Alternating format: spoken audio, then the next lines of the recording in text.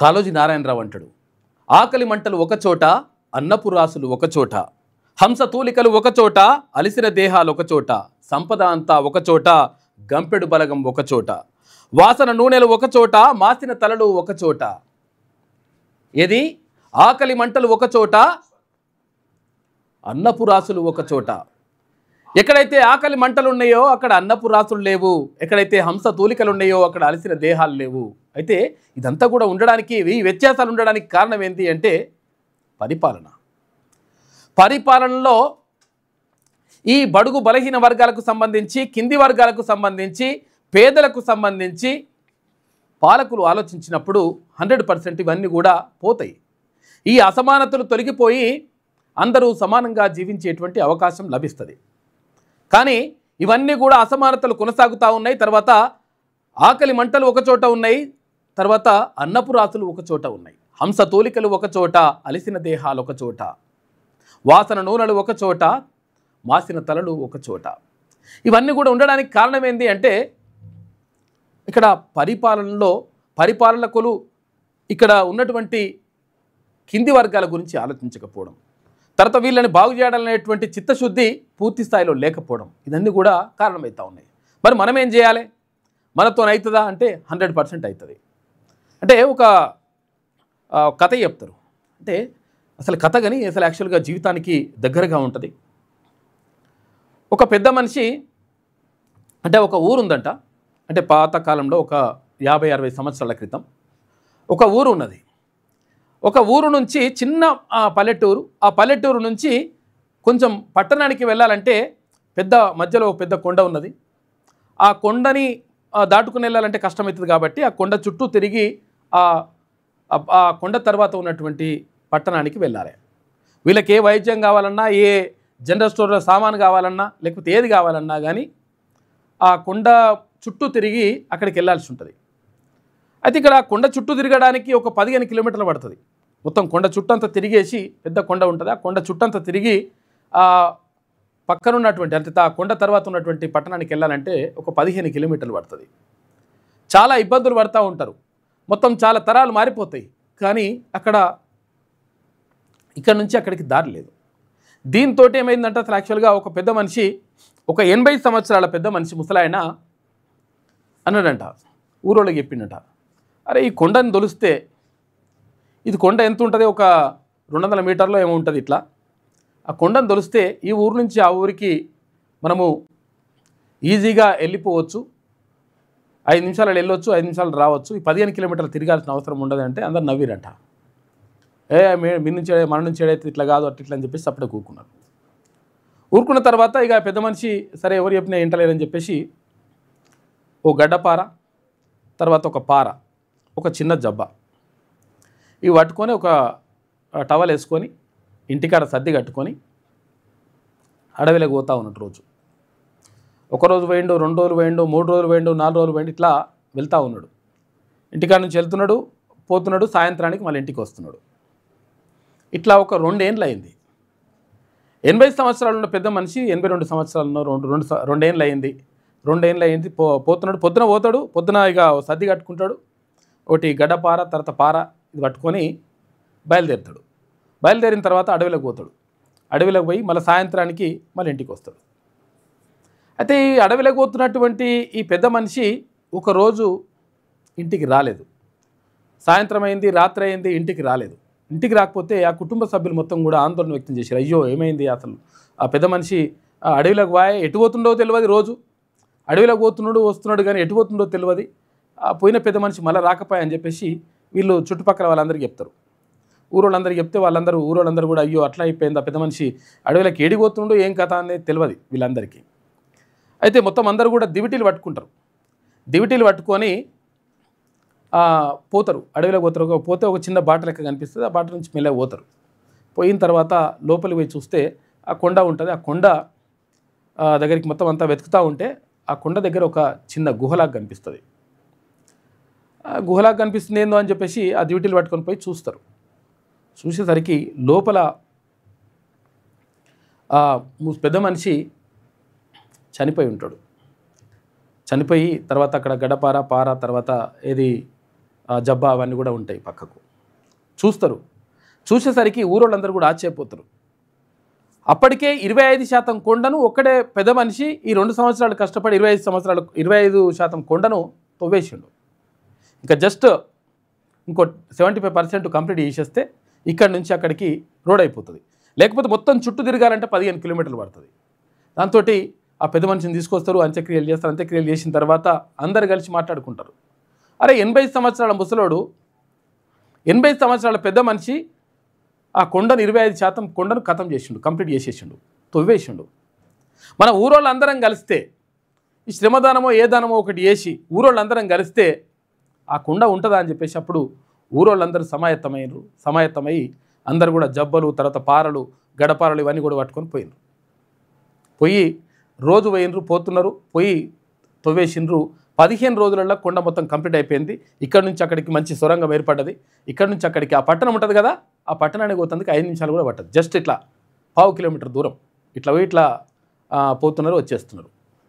అంటే ఎప్పుడైనా కానీ ఒక పని మన నుంచి అవుతుందా, లేకపోతే మార్పు మన నుంచి సాధ్యమవుతుందా, లేకపోతే కేసీఆర్ని కొట్టుడు అసలు ఇక ఇట్లా అవుతుందా, అట్లుండే అనమాట చర్చ జరుగుతుంది. అయితే అవుతుంది 100%. మనం అనుకుంటే అవుతుంది, మనం అనుకోకపోతే ఏది కాదు. అరే ఇట్లా ఏంది బీసీ ఉద్యమం ఇట్లా నడుస్తూ ఉంది, నిజంగా బీసీ అధికారంలోకి వస్తారా, వీళ్ళందరూ కలుస్తారా అంటే 100% కలుస్తారు. ఆల్రెడీ కలిసిండ్రు కాబట్టే ప్రభుత్వాలు భయపడతా ఉన్నాయి. కలిసిండ్రు కాబట్టే మొత్తం కూడా మార్పు సాధ్యమవుతూ ఉన్నది. కలిసిండ్రు కాబట్టే మొత్తం పదవులు అనేటువంటివి ఈ కింది వర్గాలకు వస్తూ ఉన్నాయి. అంటే ప్రత్యేకంగా వీళ్ళ గురించి ఎందుకు చర్చ జరుగుతూ ఉంది, ప్రత్యేకంగా వీళ్ళ గురించి ఇవన్నీ ఎందుకు జరుగుతూ ఉన్నాయి అంటే డెఫినెట్గా మనం అనుకుంటే, దాన్ని సాధ్యం చేయాలనుకుంటే, ప్రయత్నం చేస్తే 100% సక్సెస్ అవుతాం. కాబట్టి ఇక్కడ అలిసిన దేహాలు ఒక చోట ఉంటే, అంశతూలికలు ఒక చోట ఉంటే ఏం లాభం? ఆకలి మంటలు ఒక చోట, అన్నపు రాసులు ఒక చోట. అన్నపు రాసులు ఉన్నాయి కానీ ఆకలి మంటలు ఒక దగ్గర ఉన్నాయి, అన్నపు రాసులు ఒక దగ్గర ఉన్నాయి. మరి పరిస్థితి ఎట్లా మారాలంటే ఏం కావాలి? మనలో మార్పు రావాలి. మనలో మార్పు వస్తే, అరే మనోనికి మనం ఓటేసుకున్నప్పుడు, మనోని మనం సీట్లో కూర్చోబెట్టినప్పుడు, మనోని మనం గెలిపించుకున్నప్పుడు, మనోనికి మనం గురించి ఆలోచించినప్పుడు 100% అక్కడ చట్టసభలలో మనోడు ఉంటాడు. ఆటోమేటిక్గా నీ వర్గాల గురించి, ఏ వర్గాలైతే అణచివేత గురవుతున్నాయో ఆ వర్గాల నుంచి అతను పంపిస్తే చట్టసభలకు పోయితే మాట్లాడతాడు. మాట్లాడకపోతే గల్లబట్టి గుంజుక రావచ్చు మనం. అటువంటి పరిస్థితి ఉంటుంది. కాబట్టి మార్పు రావాల్సింది ప్రజలలో. కాబట్టి అందుకే చాలా రోజులుగా అంటే అసలు యాక్చువల్గా తెలంగాణ రాష్ట్రంలో కానీ ఉమ్మడి ఆంధ్రప్రదేశ్ రాష్ట్రంలో కానీ బీసీలకు సంబంధించి ఒక పార్టీ లేదు, తర్వాత మనం లేదు మసాలా లేదు అనేటువంటి ఒక చర్చ జరిగిండే. కాబట్టి తీర్మాన్ మల్లన్న ప్రత్యేకంగా దీనికోసమే ఒక కార్యాచరణ రూపొందించి, అరే ఎందుకు అట్లా అన్యాయం జరుగుతూ ఉంది, ఎందుకు మరి వీళ్ళు అంటే మన వాళ్ళు చట్టసభల్లోకి వెళ్ళలేకపోతున్నారు కారణం ఏంటి అంటే అక్కడ సీట్లు ఇచ్చే కాడ ఎవరు ఉన్నారు? ఏ పార్టీలో చూసుకున్నా కానీ పెద్ద పెద్ద పార్టీలు అనుకుంటున్న జాతీయ పార్టీ కానీ రాష్ట్ర పార్టీలు కానీ పార్టీలు ఎవరి చేతిలో ఉన్నాయి, ఎవరు సీట్లు ఇస్తూ ఉన్నారు, ఎవరికి ఇస్తూ ఉన్నారు, ఇవన్నీ కూడా లెక్కలు అంచనా వేసుకోవాల్సిన అవసరం వచ్చింది. దీంతో అరే సీట్లు ఇచ్చకాడ వాళ్ళు ఉన్నప్పుడు తర్వాత మనోళ్ళకి ఎట్లు ఇస్తారు సీట్లు? కాబట్టి మనమే మనోళ్ళకి సీట్లు ఇచ్చుకునేటువంటి ఏర్పాట్లు చేసుకోవాలి, బీఫామ్లు ఇచ్చేటువంటి పరిస్థితులు ఉండాలని చెప్పేసి, తర్వాత మార్పు ఇక్కడి నుంచి సాధ్యం కావాలని చెప్పేసి తెలంగాణ రాజ్యాధికార పార్టీని స్థాపించిండు తీర్మాన్ మల్లన్న. అంటే దాని ద్వారా మార్పు తీసుకురావాలని చెప్పేసి భావించండి. అంటే చాలామంది అనుకుంటారు అసలు యాక్చువల్గా అరే ఇక్కడ సాధ్యమవుతుందా, ఒక్కలే కొట్లాడుతున్నారు, తర్వాత కొంతమంది సరే మొత్తం మీద నిజంగా చెప్పాలంటే బీసీలందరూ కూడా ఒకటైనరు, అన్ని సంఘాలు కూడా ఒకటిగా నడుస్తూ ఉన్నాయి, తర్వాత 100% మార్పు తీసుకురావాలనేటువంటి లక్ష్యంతో ముందుకు వెళ్తూ ఉన్నాయి. కాబట్టి ఈ మార్పు సాధ్యం కావాలంటే 100% ఆ 80 సంవత్సరాల ముసలాయన ఆ కొండని 25% తవ్వగలిగిండు. అందరు అనుకుంటే పెద్ద విషయమే కాదు. 2.5 కోట్ల మంది బీసీలు ఉన్నారు, ఎస్సీ ఎస్టీ మైనార్టీ సోదరులందరూ కూడా కలిసి వస్తూ ఉన్నారు. కాబట్టి ఆటోమేటిక్గా మార్పు సాధ్యమవుతుంది. కాబట్టి అటువంటి దిశగా ఆలోచన చేస్తే బాగుంటుంది. అందుకనే తీర్మాన్ మల్లన్న ఈ తెలంగాణ రాజ్యాధికార పార్టీని స్థాపించడం జరిగింది. కాబట్టి ఇందాక చెప్పినట్టుగా దాంట్లో ఎన్రోల్ చేసుకోండి.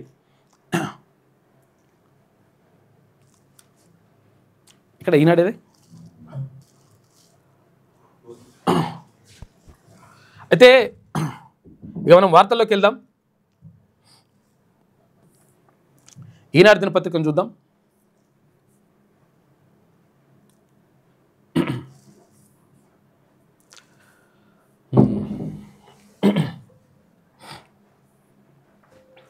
కేసీఆర్కు గతమే భవిష్యత్తు లేదు అని చెప్పేసి ముఖ్యమంత్రి రేవంత్ రెడ్డి అంటా ఉన్నాడు.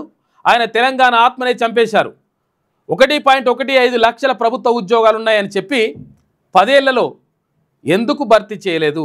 కాంట్రాక్టర్లకు 1.86 లక్షల కోట్లు చెల్లించారు. ఒక్క సాగునీటి ప్రాజెక్టును పూర్తి చేయలేదు. 1 లక్ష కోట్ల కాళేశ్వరం 3 ఏళ్లలో కూలేశ్వరం అయింది. 8.11 లక్షల కోట్ల అప్పులతో మాకు అప్పగించారు. మీట్ ద ప్రెస్లో భరాసా అధినేతపై సీఎం రేవంత్ రెడ్డి ధ్వజమెత్తిండు. హైదరాబాద్ అభివృద్ధికి కిషన్ రెడ్డి అడ్డుపడుతున్నాడని చెప్పేసి విమర్శ. ఇటు జూబ్లీహిల్స్ నియోజకవర్గ ఓటర్లు విజ్ఞప్తితో నిర్ణయం తీసుకోవాలని చెప్పేసి పిలుపునిచ్చిండు ముఖ్యమంత్రి రేవంత్ రెడ్డి. అసలు యాక్చువల్గా విషయం ఏంటంటే నిన్న సాయంత్రానికి మొత్తం కూడా ప్రచారం బంద్ అయిపోయింది. నిన్న సాయంత్రం 5 గంటలకు మైకులు బంద్ అయినాయి. మైకులు బంద్ అయిన తర్వాత ఇప్పుడు పంపకాల కార్యక్రమం అంతా కూడా జరుగుతూ ఉంది. ఎందుకంటే రేపు ఉదయం 7 గంటలకే ఇక ఓటింగ్ అనేటువంటి స్టార్ట్ అవుతుంది. కాబట్టి మొత్తం కూడా జూబ్లీహిల్స్ ఎన్నికలపైనే ప్రధానంగా అన్ని పార్టీలు కూడా దృష్టి పెట్టినాయి. ఇక ఏం చేద్దాం, ఓటును ప్రసన్నం చేసుకోవాలంటే ఇంట్లో ఓటుకింత అని కూడా నడుస్తుందట. 5,000 నుంచి 10,000 వరకు నడుస్తుందని చెప్పేసి కొన్ని పత్రికలు నిన్ననే రాసేసినాయి. కాబట్టి మొత్తం కూడా ఈ పంపకాల కార్యక్రమం ఎంత కూడా నడుస్తూ ఉందట. మరి ఏంది, ఏ పార్టీ గెలుస్తుంది, ఏం కథ అనే దానిపైన మొత్తం చర్చ జరుగుతూ ఉంది. మొత్తం మీద కాకపోతే ఏంటంటే బీసీ సామాజిక వర్గానికి చెందినటువంటి అభ్యర్థికి ఎక్కువ అంటే మద్దతు లభిస్తూ ఉంది అక్కడ జూబ్లీహిల్స్ ఎన్నికల్లో అని చెప్పేసి మొత్తం కూడా అక్కడ నుంచి వార్తలు వస్తూ ఉన్నాయి, అక్కడ నుంచి సమాచారం వస్తూ ఉంది. నవీన్ యాదవ్కి మంచిగా ఉందట లెక్క. ప్రతిపక్ష నేత 2 ఏళ్లుగా శాసనసభకే రాలేదు.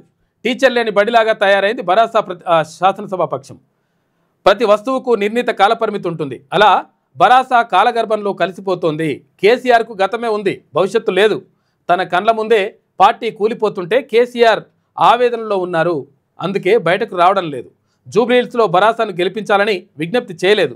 ఆయనను సానుభూతితో చూడాల్సింది తప్ప ప్రత్యర్థిగా చూసే పరిస్థితులు లేవని చెప్పేసి ముఖ్యమంత్రి రేవంత్ రెడ్డి లైట్గా తీసిపడేసిండు కేసీఆర్ని. తెలంగాణ ఏర్పడ్డాక జరిగిన మొదటి అసెంబ్లీ సమావేశాల్లోనే 1.15 లక్షల ప్రభుత్వ ఉద్యోగాలు ఉన్నాయని చెప్పిన అప్పటి సీఎం కేసీఆర్ ఇక 10 ఏళ్లలో ఖాళీలను ఎందుకు భర్తీ చేయలేదు? సాగునీటి ప్రాజెక్టుల కోసం కాంట్రాక్టర్లకు 1.86 లక్షల కోట్ల రూపాయలు చెల్లించారు. కానీ ఒక్క ప్రాజెక్టును పూర్తి చేయలేదు. లక్షల కోట్ల రూపాయలు ఎక్కడికి వెళ్ళాయి? 1.02 లక్షల కోట్ల రూపాయల బిల్లులు చెల్లించిన కాళేశ్వరం 3 ఏళ్లలో కూలేశ్వరం అయిపోయింది. దాంతో 1 ఎకరాకైనా అదనంగా నీళ్ళు ఇచ్చిండ్రా అని చెప్పేసి నిన్న ముఖ్యమంత్రి రేవంత్ రెడ్డి కేసీఆర్ని టార్గెట్గా అరుచుకున్నాడు నిన్న. ఇక ప్రచారానికి తెర, పంపకాల ఎర. ప్రచారం అయిపోయింది. ఎందుకంటే మైకులు బీకులు అన్నీ బంద్ అయిపోయినాయి. కానీ డైరెక్ట్ పోయి పబ్లిక్ అనేది ఓటర్ను కలిసేటువంటి అవకాశం ఉంటుంది. అట్లా కలవడంలో భాగంగా మొత్తం కూడా ఇవి కూడా నడుస్తున్నాయట. అలానే నిన్న మొన్న కూడా నడిచినాయంట. ఇంకా రాని వాళ్ళు కూడా మాకు రాలేదు, మా కాలనీకి రాలేదు ఇట్లా అని చెప్పేసి నడుస్తుంది వ్యవస్థ అంతా కూడా. 7 డివిజన్లల్లో జూబ్లీహిల్స్ ఉప ఎన్నికల కోసం ఇదంతా నడుస్తుందట. ముగిసిన జూబ్లీహిల్స్ ఉప ఎన్నిక ప్రచారం తెర వెనుక మంత్రాంగంపై రాజకీయ పార్టీలు దృష్టి పెట్టినాయట. మరి ఎంత ఇస్తారు, ఏం కథ అనేది ఇచ్చుడే ఉందట. ఏది ఇచ్చినా కానీ దృష్టిలో పెట్టుకోండి. మీరు ఏది ఇచ్చినా ఏమి ఇచ్చినా కానీ తీసుకోండి. మన వర్గం వాళ్ళు ఎవరు ఉన్నారు, తర్వాత మనోడు ఎవరు ఉన్నాడు, నిజంగా అసలు యాక్చువల్గా టైంకి ఎవరు వచ్చి ఆదుకుంటాడు, తర్వాత టైంకు నేను ఉన్నా అనేటువంటి భరోసా ఎవరిస్తారు, ఈ విషయాలన్నీ కూడా దృష్టిలో పెట్టుకుని ఓటేస్తే మంచిగా ఉంటుంది లెక్క. రేపే ఎన్నికలు ఉన్నాయి కాబట్టి ఆ విషయం దృష్టిలో పెట్టుకోండి. జూబ్లీహిల్స్ ప్రజలు అందరూ కూడా మీ వైపే చూస్తూ ఉన్నారు. హైదరాబాద్ కేంద్రంగా మరో ఉగ్ర కుట్ర. వైద్యుడే సూత్రధారి, ఇంటినే ప్రయోగశాలగా మార్చి సైనైడ్ కంటే ప్రమాదకరమైనటువంటి రైసిన్ అనేటువంటి దాన్ని తయారు చేసినట. సైనైడ్ ఇట్లా వేసుకుంటే కథం అప్పటికప్పుడే చచ్చిపోతారు, క్షణాలలో చచ్చిపోతారు. దానికంటే ఇంకా డేంజర్ అయినటువంటి రైసిన్ అనేటువంటి దాన్ని కనుక్కున్నాడట వాడు డాక్టర్ అయినటువంటి మంచిదాన్ని కనుక్కోవాలి కానీ చచ్చిపోతుంది కనుక్కుంటావురా బాబు, వేస్ట్ ఫెలో. అయ్యో ఎట్లా, అరే దురదృష్టకరం. ఇప్పుడు ఇది వాస్తవేనా? జే జే హే తెలంగాణ జననీ జనకేతనం జయకేతనం అని చెప్పేసి రాసినటువంటి తెలంగాణకు కేయం లేదు అనుకుంటే తెలంగాణకు రాష్ట్ర గీతాన్ని అందించినటువంటి అందశ్రీ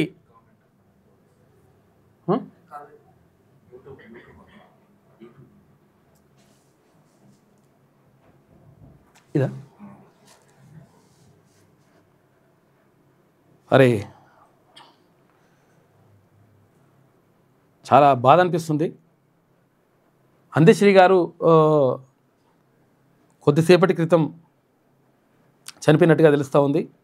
తెలంగాణ రాష్ట్ర గీతం జయ జయ హే తెలంగాణ సృష్టికర్త అందశ్రీ కన్నుమూశారు. కొంతకాలంగా అనారోగ్యంతో బాధపడుతున్న ఆయన హైదరాబాద్లోని నివాసంలో ఈ తెల్లవారుజామున, నివాసం అంటే ఇక్కడ ఏది లాలపేటలో ఉంటుంది, స్పృహ తప్పి పడిపోయారు. దీంతో కుటుంబీకులు గాంధీ ఆసుపత్రికి తరలించగా గుండెపోటుతో కన్నుమూసినట్లుగా వైద్యులు వెల్లడించారు. 4 రోజులుగా తీవ్ర జ్వరంతో అందశ్రీ బాధపడుతున్నారు. ఆయన స్వస్థలం సిద్దిపేట జిల్లా, ఇప్పుడు గతంలో వరంగల్ జిల్లా ఉండేది రేపర్తి. అసలు చాలా దురదృష్టకరం. నాకు కూడా అత్యంత అంటే వ్యక్తిగతంగా కూడా అత్యంత ఆప్తులు.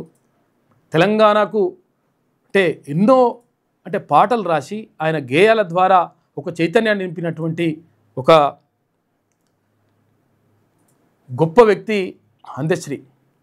నిజంగా అసలు యాక్చువల్గా ఆయన కవిత అంతా కూడా అంటే ఇక్కడ ఏది బమ్మెర పోతనని ఆదర్శంగా తీసుకుంటాడు ఆయన. బమ్మెర పోతన ఏం చేసిండు, అసలు యాక్చువల్గా నాగలు దున్నుకొని బతికిండు, కానీ ఎవరికి ఏ రాజు కింద తల వంచలేదు. బాల రసాలసాల నవపల్లవ కోమల కావ్య కన్యకన్ గూరల కుచ్చియ పడుపుకూడు భుజించుట కంటే సత్కవులు హాలికులైననేమి ఘనాంతర సీమ కందమూల కౌద్ధాలికులైననేమి అని చెప్పేసి అక్కడ ఎవరు బమ్మెర పోతన అంటాడు. ఈయన కూడా ఎప్పుడు కూడా అంటే ప్రభుత్వాలకు తల వంచకుండా అప్పుడున్నటువంటి ప్రభుత్వం రకరకాలుగా అణచివేసిన, రకరకాలుగా ఇది జయ జయ హే తెలంగాణ గీతాన్ని మొత్తం రాష్ట్ర వ్యాప్తంగా అన్ని పాఠశాలల్లో పాడుకుంటున్నా, కానీ ప్రభుత్వం అప్పుడున్నటువంటి కేసీఆర్ ప్రభుత్వం దీన్ని రాష్ట్ర గీతంగా చేయడానికి ఒప్పుకోలేదు. ఇప్పుడు ముఖ్యమంత్రి అంటే కాంగ్రెస్ ప్రభుత్వం ఏర్పడిన తర్వాత ముఖ్యమంత్రి రేవంత్ రెడ్డి రాష్ట్ర గీతంగా దీన్ని ప్రకటించిండ్రు. కానీ నిజంగా అసలు యాక్చువల్గా చాలా దురదృష్టకరం. ఒక మంచి కవిని, తర్వాత ప్రజాకవిని, ప్రజా వాగ్గేయకారుణ్ణి, మంచి గాయకుడు, ప్రజల కోసం పరితపించేటువంటి అందశ్రీ. నిజంగా చెప్పాలంటే కాకతీయ యూనివర్సిటీ నుంచి కాకతీయ విశ్వవిద్యాలయం ఆయనకు డాక్టరేట్ను ప్రదానం చేసింది. నిజంగా చెప్పాలంటే అందశ్రీ ఎప్పుడు కూడా బడిలో చదువుకోలేదు, నిరక్షరాస్యుడు. కానీ తర్వాత ఆయన సొంతంగా అక్షరాలు నేర్చుకొని పాటలు కైగట్టి ఆ పాటలను రాసి ప్రపంచానికి అందించినటువంటి గొప్ప మహనీయుడు. నిజంగా ఈ తరానికి ఒక గొప్ప కవి ఎవరైనా ఉన్నారు అంటే అది అందశ్రీ. నిజంగా చనిపోవడం చాలా బాధాకరం. నాకు కూడా చాలా బాధగా అనిపిస్తుంది. ఎందుకంటే నేను ఉస్మానియా యూనివర్సిటీలో ఉన్నప్పుడు రెగ్యులర్గా ఆయన వాకింగ్కి వస్తాడు. వాకింగ్కి వచ్చినప్పుడు అక్కడ మా రూమ్ కూడా వచ్చేసి మేమిద్దరం డిస్కస్ చేసుకుంటుండే చాలా విషయాల పట్ల, ఎట్లా ఏంది కవిత రాయాలి, ఎట్లా ఏం కథ అంటుంటే అవన్నీ కూడా చెప్తుండే. నిజంగా ఒక మంచి మనిషి. తర్వాత గొప్ప కవిని తెలంగాణ రాష్ట్రం కోల్పోయింది. నిజంగా చాలా బాధగా అనిపిస్తుంది. ఎందుకంటే అసలు యాక్చువల్గా 64 సంవత్సరాలు పెద్ద వయసు కూడా కాదు, మరి యాక్టివ్గా ఉంటుండే. మరి ఒక్కసారికి ఏమైందో తెలియదు, చనిపోయిందంట. చాలా బాధగా ఉంది. ఇందాకనే జరిగినట్టుంది అయితే.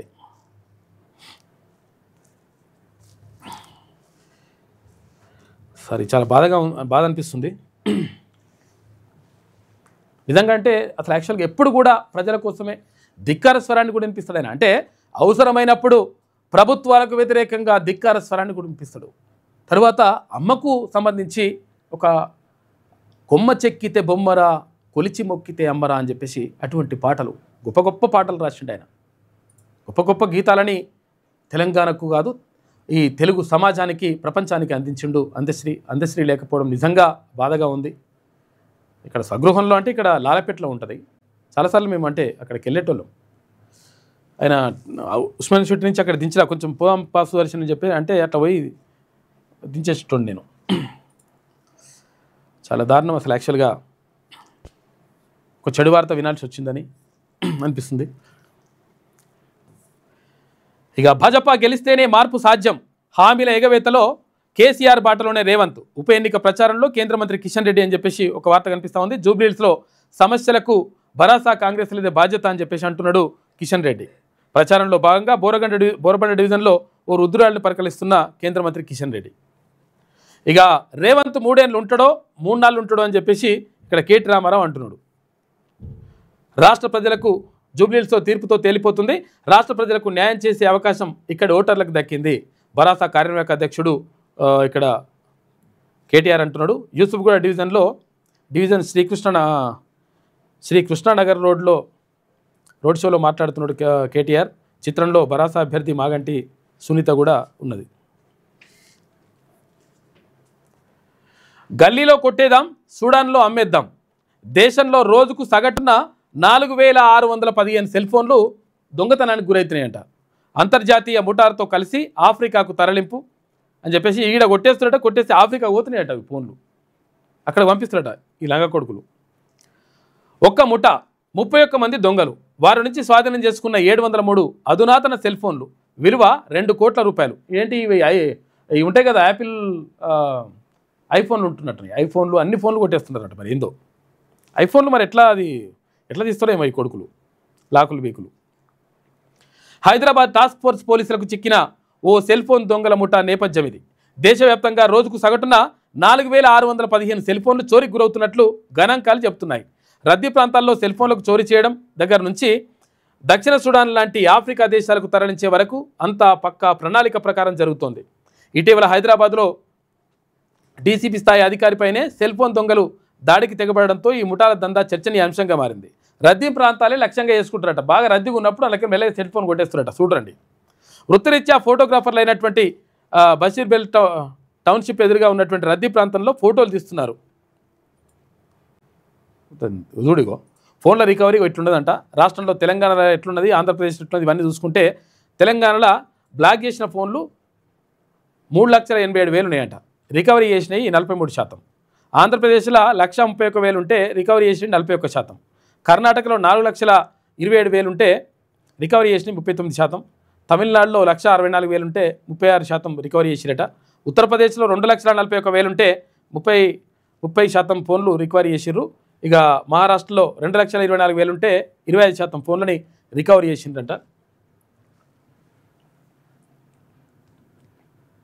ఇక నేనైతే 300 సార్లు పేల్ చేస్తా, ఒక్కోసారి పేల్ చేస్తా అని చెప్పేసి అంటున్నారు తప్ప మరి ప్రపంచాన్ని నిలబెడతా అని చెప్పేసి ఎవరు అంటలేదని చెప్పేసి ఒక కార్టూన్ వేసిండ్రు.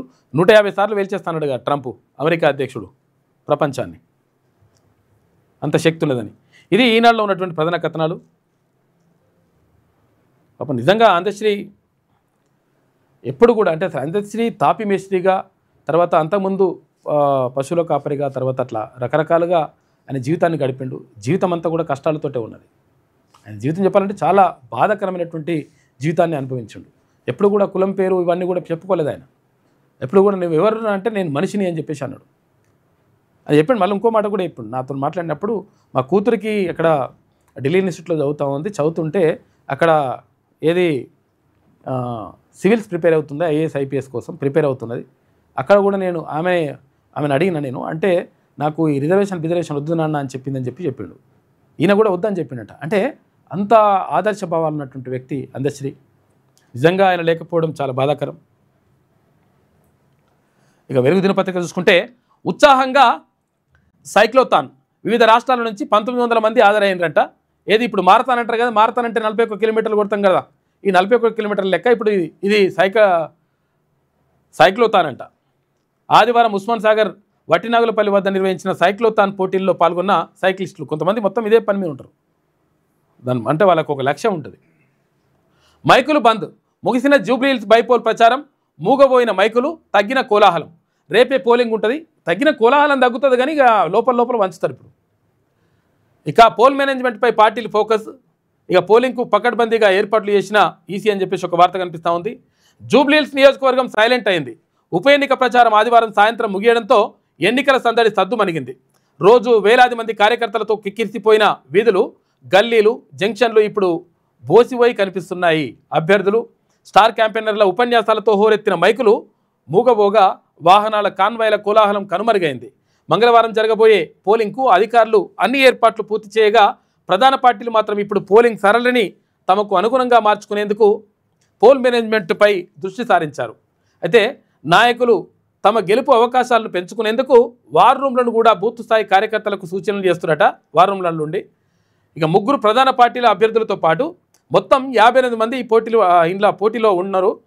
ఉప ఎన్నికలో పోలింగ్ ప్రశాంతంగా జరిగేలా అధికారులు పెద్ద ఎత్తున ఏర్పాట్లు చేశారు.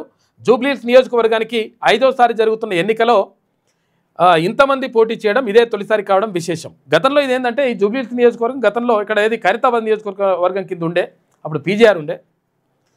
2023లో జరిగిన ఎన్నికల్లో 19 మంది అభ్యర్థులు పోటీ పడగా ప్రధాన పార్టీల మధ్య త్రిముఖ పోరు హోరాహోరీగా జరిగింది అని చెప్పేసి ఇక్కడ వార్త కనిపిస్తూ ఉంది. నియోజకవర్గ వివరాలు ఎట్లున్నాయంటే ఇప్పుడు బరిలో నిలిచిన వాళ్ళు ఇప్పుడు పోటీలో ఉన్న వాళ్ళు ఎంతమంది అంటే 58 మంది ఉన్నారు. మొత్తం ఓట్లు ఎన్ని ఉన్నాయంటే 4,13,65 ఓట్లు ఉన్నాయి. ఏది జూబ్లీహిల్స్ నియోజకవర్గంలో. ఇందులో పురుషుల ఓట్లు ఎంత ఉన్నాయంటే 2,08,561 పురుషుల ఓట్లు ఉన్నాయి. మహిళల ఓట్లు 1,92,779 ఉన్నాయి. తర్వాత ఇతరుల ఓట్లు 25 ఉన్నాయంట. ఇక పోలింగ్ కేంద్రాలు 407 ఏర్పాటు చేస్తూ ఉన్నారు.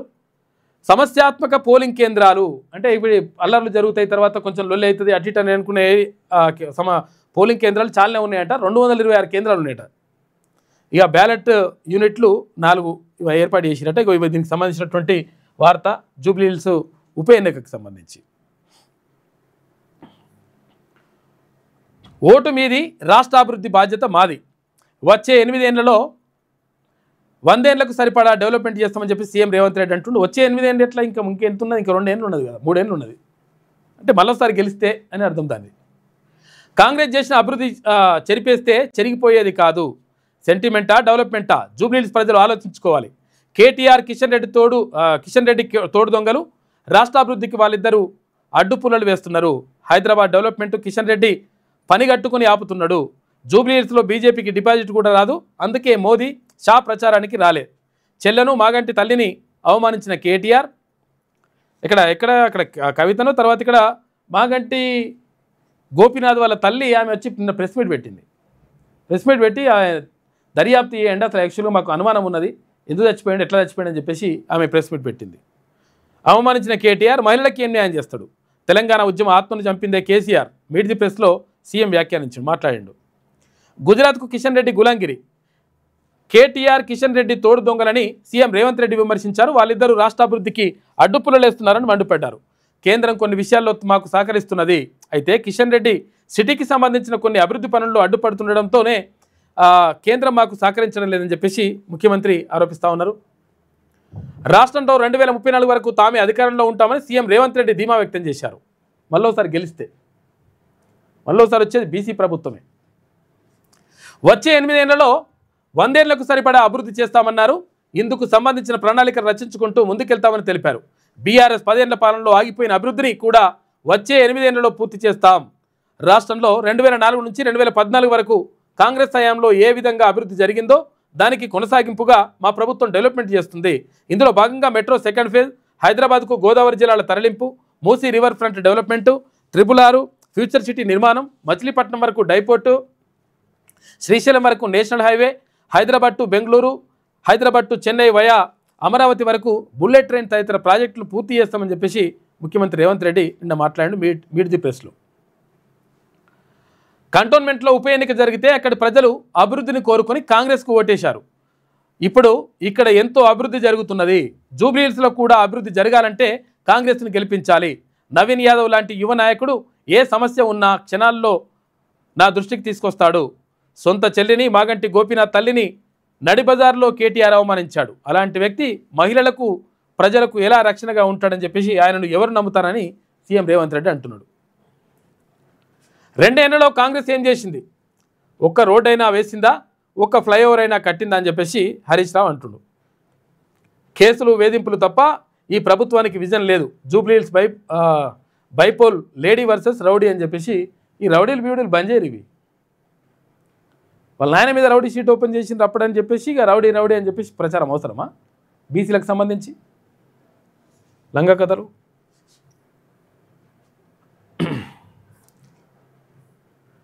రాష్ట్ర అభివృద్ధిపై చర్చకు రెడీ. సీఎం రేవంత్, కేసీఆర్ రావాలి అని చెప్పేసి కేంద్ర మంత్రి కిషన్ రెడ్డి అంటుండు. తెలంగాణకు కేంద్రం ఏమిచ్చిందో నిరూపిస్తా, డిబేట్కు చొరవ చూపాలని ప్రెస్ క్లబ్ అధ్యక్షుడికి లేఖ రాసిండంట కేంద్ర మంత్రి కిషన్ రెడ్డి. లేఖలు మొత్తం బాహాబాహిగా నడుస్తూ ఉంది లెక్క. బీజేపీలో బీఆర్ఎస్ విలీనం ఖాయం. జూబ్లీహిల్స్ ఉప ఎన్నిక ఆ 2 పార్టీల మధ్య ట్రయల్ రన్ అని చెప్పేసి మహేష్ గౌడ్ అంటుండు. ఇక కిషన్ రెడ్డి, కేటీఆర్ తీవ్రమైన బంధం, మైత్రి బంధం ప్రజలకు తెలుసు. ఓటమి భయంతో అసత్యాలు మాట్లాడుతున్నాడు. ఇక 50,000 మెజార్టీతో నవీన్ యాదవ్ గెలుస్తాడని ధీమా వ్యక్తం చేసిండు మహేష్ కుమార్ గౌడ్. అర్హులందరికీ పథకాలు అందిస్తున్నాం అని చెప్పేసి భట్టి విక్రమార్క. జూబ్లీహిల్స్లో 14,230 రేషన్ కార్డులు ఇచ్చినామని చెప్పేసి ఉత్తమ్ కుమార్ రెడ్డి. నవీన్ యాదవ్ మరో పీజేఆర్ కాబోతున్నారని చెప్పేసి మంత్రి పొన్నం ప్రభాకర్ గౌడ్.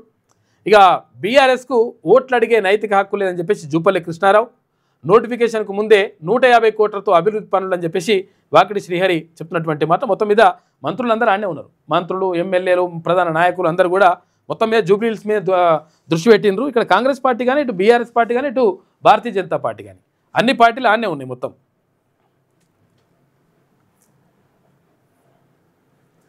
బీహార్లో ముగిసిన ప్రచారం ఇక్కడ మన దగ్గర కూడా నిన్ననే సాయంత్రం 5 గంటల ముగిసిపోయింది. తర్వాత రెండో విడత ఎన్నికలు ఉన్నాయి. మొదటి విడత అయిపోయింది ఆల్రెడీ బీహార్లో.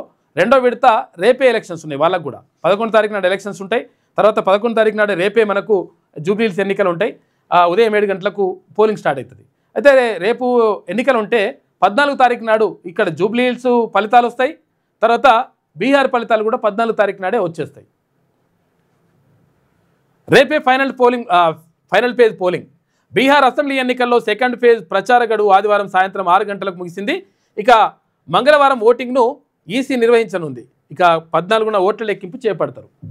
ఇక్కడ జూబ్లీహిల్స్ ఎన్నిక ఫలితాలు కూడా 14 తారీఖు నాడు వస్తాయి రేపు ఎలక్షన్స్ అయితే. ఇక గ్యాస్ ఛాంబర్గా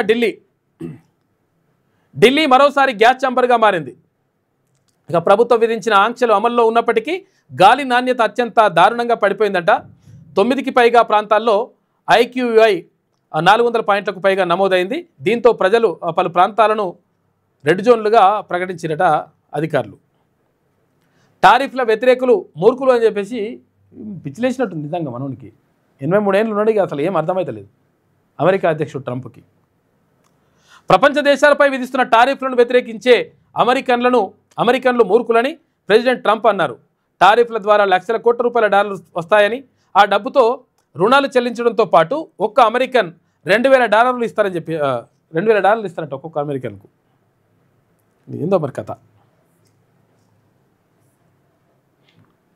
మాగంటి గోపీనాథ్ మరణం ఓ మిస్టరీ అని చెప్పేసి తల్లి నిన్న ప్రెస్ మీట్ పెట్టింది.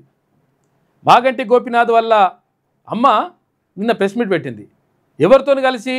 మాగంటి గోపీనాథ్ మొదటి భార్య, తర్వాత ఆ మొదటి భార్య కుమారుడైనటువంటి ఇద్దరితో కలిసి వాళ్ళమ్మ నిన్న ప్రెస్ మీట్ పెట్టింది.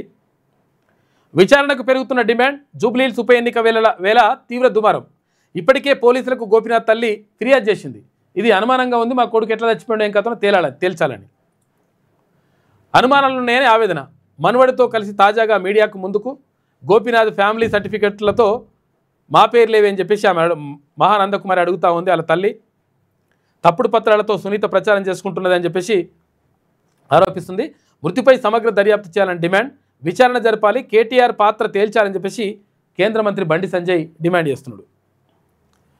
జూబ్లీహిల్స్ మాజీ ఎమ్మెల్యే బీఆర్ఎస్ నేత మాగంటి గోపీనాథ్ మరణంపై నెలకొన్న అనుమానాలు తీవ్ర రాజకీయ దుమారానికి దారితీస్తున్నాయి. జూబ్లీహిల్స్ ఉప ఎన్నికల వేళ ఈ అంశం రోజుకో మలుపు తిరుగుతూ సంచలనం సృష్టిస్తుంది. గోపీనాథ్ మృతి మిస్టరీగా ఉందని, పూర్తిస్థాయి విచారణ జరిపించాలని, దీని వెనుక ఉన్న రహస్యాలను ఛేదించాలని ఆయన తల్లి మాగంటి మహానంద కుమారి డిమాండ్ చేయడంతో ఈ వ్యవహారం మరింత వేడెక్కింది. ఇప్పటికే పోలీసులకు ఫిర్యాదు చేసిన ఆమె తన కొడుకు మరణం సాధారణమైనది కాదని, దీని వెనుక ఏదో అనుమానాస్పద కోణం ఉందని ఆమె ఆవేదన వ్యక్తం చేస్తున్నారు. కొడుకు మరణం పట్ల తల్లి వ్యక్తం చేస్తున్న అనుమానాలు, ఆమె ఆరోపణలు రాష్ట్ర రాజకీయాల్లో ప్రకంపనలు సృష్టిస్తూ ఉన్నాయి. అయితే మా కొడుకు మామూలుగా సహజ మరణం కాదు, అది ఎవరో ఏమైనా వేసి మరి చంపి ఉంటారు ఎట్లా అని చెప్పేసి ఆరోపిస్తూ ఉందంట ఆమె. అక్కడ ఎవరు మీడియాతో మాట్లాడుతున్న మాగంటి గోపీనాథ్ తల్లి మహానందకుమారి, పక్కన కొడుకు ఇక్కడ ప్రద్యుమ్న, మొదటి భార్య మాలిని, వీళ్ళందరూ కలిసి ప్రెస్ మీట్ పెట్టింది నిన్న press club Hyderabad Somajiguda press క్లబ్లో. ఇక అరెస్ట్ అయిన హైదరాబాద్ ఇక ఏది దేశంలో కెమికల్ అటాక్కు టెర్రరిస్టులు కుట్ర చేస్తున్నారట. ఏది హైదరాబాద్ వేదికగా ఇలాగా కొడుకులు ఏడు దాపనం అయ్యారు ఆయన. ఈ డాక్టర్ అట. భగ్నం చేసిన అహ్మదాబాద్ ATS పోలీసులు ఏది అక్కడ అహ్మదాబాద్ నుంచి వచ్చిండ్రంట. మరి తెలంగాణలో ఉన్నటువంటి పోలీసులు కూడా దీనిపైన దృష్టి పెట్టాలి కదా. 3 ఉగ్రవాదుల అరెస్టు. తర్వాత రిసిన్ అనేటువంటి కెమికల్ పాయిజన్తో దాడికి ప్లాన్ చేస్తున్నారట. నిందితుల్లో ఒకరు డాక్టర్, హైదరాబాద్ వాసిగా గుర్తింపు. మిగిలిన ఇద్దరిని ఉత్తరప్రదేశ్ ఇద్దరి ఉత్తరప్రదేశ్ అంట. తుపాకులు, మందుగుండు సామాగ్రి స్వాధీనం చేసుకున్నారు. అరెస్ట్ అయిన హైదరాబాద్ వాసి అహ్మద్ మొహియుద్దీన్ సయీద్ అంట. వీడు డాక్టర్ అంట. ఈ డాక్టర్ వీడు కూడా ఈ కెమికల్ తయారు చేసేసి సెనైడ్ ఉంటుంది కదా, సెనైడ్ కంటే ఇంకా ప్రమాదకరమైన తయారు చేస్తారట లంగ కొడుకులు. ఇక బ్లూ జోన్ లైఫ్ స్టైల్తో హార్ట్ అటాక్స్కు చెక్ పెట్టొచ్చంట.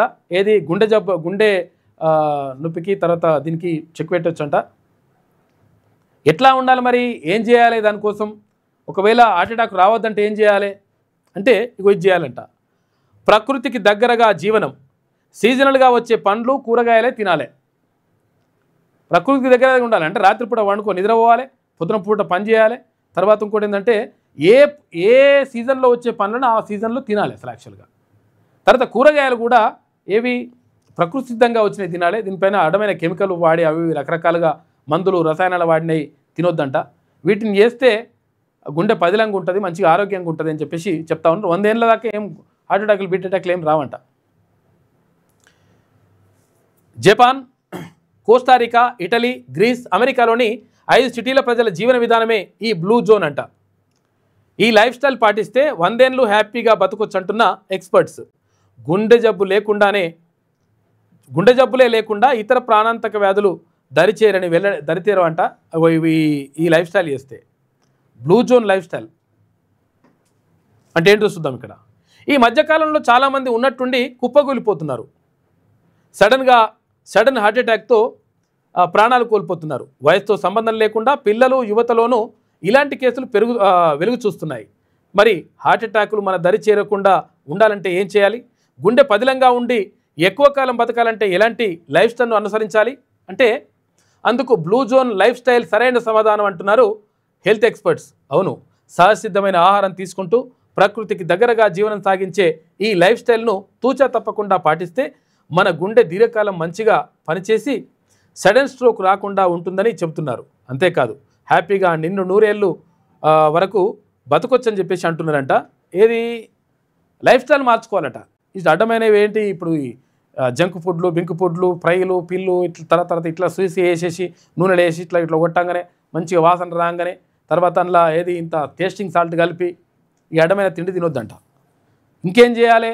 ఏ సీజన్లో వచ్చే పండ్లు ఆ సీజన్లో తినాలి. తర్వాత కెమికల్స్ వాడని ఏవి ఈ కూరగాయలు అవన్నీ కూడా తినాలంట. తింటే ఆరోగ్యంగా ఉంటారు. దీంతోపాటు ప్రకృతికి విరుద్ధంగా కాకుండా ప్రకృతికి అనుగుణంగా మనం జీవనం సాగిస్తే 100% మంచిగా జరుగుతుందని చెప్తున్నారు వైద్యులు. కాబట్టి దానిపైన కొంచెం దృష్టి పెడితే మంచిగా ఉంటుంది, ఆరోగ్యం బాగుంటుంది. ఇది వెలుగులో ఉన్నటువంటి ప్రధాన కథనాలు. అయితే ఒకసారి ఆంధ్రజ్యోతి చూద్దాం. 8 బంతుల్లో 8 సిక్సర్లు కొట్టిడట. గతంలో 6 బంతులలో అంటే ఒక్క ఓవర్లో 6 సిక్సర్స్ కొట్టి రికార్డు ఉండే, ఆ రికార్డును బద్దలు చేసిండు ఇక్కడ ఆకాష్. 11 బంతుల్లో హాఫ్ సెంచరీ చేసిండు. Meghalaya cricketer Akash world record సృష్టించిండు. అరుణాచల్తో రంజీ ప్లేట్ మ్యాచ్లో ఇవన్నీ కూడా చేసిండట. 8 బంతులలో 8 సిక్స్లు కొట్టిండు. తర్వాత 11 బాల్లనే హాఫ్ సెంచరీ కంప్లీట్ చేసిండు. 6 బంతుల్లో 6 సిక్సర్లు బాధితే అద్భుతం అనుకున్నాం. కానీ మేఘాలయ క్రికెటర్ ఆకాష్ చౌదరి అంతకు మించి అన్నట్టుగా వరుసగా 8 బంతుల్లోనూ సిక్సర్లు బాది వరల్డ్ రికార్డు నెలకొల్పాడు. అంతేకాకుండా అతడి దూకుడైన ఆట తీరుకు 11 బంతుల్లోనే వేగవంతమైన హాఫ్ సెంచరీ కూడా పూర్తయింది. దీంతో ఫస్ట్ క్లాస్ క్రికెట్లో ఒకేసారి 2 రికార్డులను నమోదు చేసిన క్రికెటర్ అయిందంట ఆకాష్. గ్రేట్ అసలు. ఇక మైకుల బంద్ ముగిసిన జూబ్లీహిల్స్ ఎన్నికల ప్రచారం రేపు ఉదయం 7 గంటలకు పోలింగ్ స్టార్ట్ అవుతుంది. కేసీఆర్ ఓట్లు అడగలేదేం? జూబ్లీహిల్స్ ఓటర్లకు ఎందుకు విజ్ఞప్తి చేయలేదు? దీన్ని బట్టి కేటీఆర్ హరీష్పై ఆయన ఆలోచనను అర్థం చేసుకోవచ్చు. ధృతరాష్ట్రులుగా దుర్మార్గాల్ని భరిస్తున్నారు. పార్టీ కూలుతుంటే కుమిలిపోతున్నారు. బీఆర్ఎస్ వ్యాలిడిటీ అయిపోయింది. ఈసారి ఎన్నికలు 2029 జూన్లో, 2034 వరకు కాంగ్రెస్ అధికారంలో ఉంటుందని చెప్పేసి అంటా ఉన్నాడు. రానున్న 10 ఏళ్లలో 10 ఏళ్ళ అభివృద్ధి చేసి చూపిస్తాం. నెక్స్ట్ ఇప్పుడు 3 ఏళ్ళు అయితే పక్కా 100% ముఖ్యమంత్రిగా రేవంత్ రెడ్డి ఉంటారు. మళ్ళీ తర్వాత 5 ఏళ్ళ అట్టెట్లుంటుంది లెక్క. ప్రజలు ఏం నిర్ణయిస్తారో దాని ప్రకారం ఉంటుంది లెక్క. ఇక్కడ బీసీలు పూర్తిగా చైతన్యం అయిపోయినారు.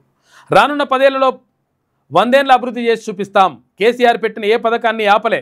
గుజరాత్కు గులాములుగా కిషన్ రెడ్డి. కేటీఆర్తో చెడు సహవాసాన్ని ఆపాలి. సెంటిమెంటా డెవలప్మెంటా? జూబ్లీహిల్స్ ప్రజలు ఆలోచించుకోవాలి. కాలేజీలు నిబంధనల ప్రకారం పోదామంటే మేము సిద్ధం. మీట్ ది ప్రెస్లో సీఎం రేవంత్ రెడ్డి మాట్లాడి నిబంధనలు బరాబర్ వేయరు. అది కూడా ఎట్లయితే ఫీజు రియంబర్స్మెంట్ ఇవ్వాల్సింది ఇస్తున్నారో ఇవ్వాలి. ఇవ్వడంతో పాటు కరెక్ట్గా బరాబర్ నడుస్తున్నాయా లేదా, ఇష్టం వచ్చినట్టు ఫీజు వసూలు చేస్తున్నారా లేదా, వీళ్ళ కథలేంది లెక్కలేంది అని కూడా తేలాలి లెక్క. జూబ్లీహిల్స్ తీర్పుతో రేవంత్ పీఠం కదలాలి. గోసపడుతున్న తెలంగాణ మీ దిక్కు చూస్తోంది. ఇంత చిల్లర ముఖ్యమంత్రిని ఎప్పుడు చూడలేదని చెప్పేసి కేటీ రామారావు అంటున్నాడు. చూసుకోయిగా ముఖ్యమంత్రిని పట్టుకొని కేటీఆర్ ప్రమాణం చేయి, డ్రగ్స్ తీసుకోలేదని భాగ్యలక్ష్మి అమ్మవారి వద్దకు వచ్చి ఓటేయి, ఒట్టు వేయి. కేటీఆర్కు కేంద్ర మంత్రి బండి సంజయ్ సవాల్ విసిరిండు. సునీతకు 2 ఓటర్ కార్డు ఐడి కార్డులు ఉన్నాయట. మరి విచారణ జరిపించాలని డిమాండ్ చేస్తున్నాడు బండి సంజయ్. ఏది చేసినా కానీ లోపలికి వెళ్ళి పట్టుకొస్తాడు, మెల్లగా తీసుకొస్తాడు. ఎవరు? బండి సంజయ్. ఒట్టేయమని చెప్పి అంటున్నాడు డ్రగ్స్ తీసుకోలేదని.